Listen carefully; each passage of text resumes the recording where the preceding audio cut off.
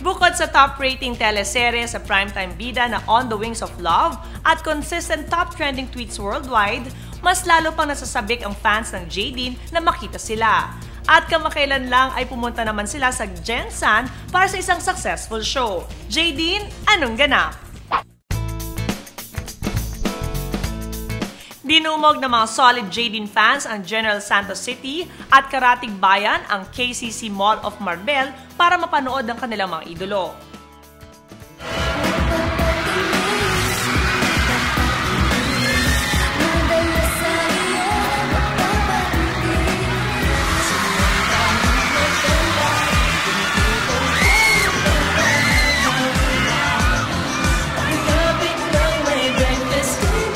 Sa KCC Mall, daming tao. Para siyang auditorium ng mall, tapos punong-puno siya ng tao.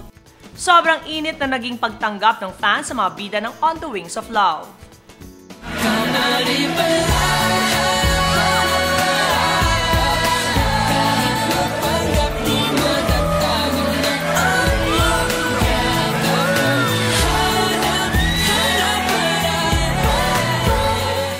Thank you, Gensan, for the warm welcome, and of course, for the Jaydeen fans out there, thank you for coming to the show.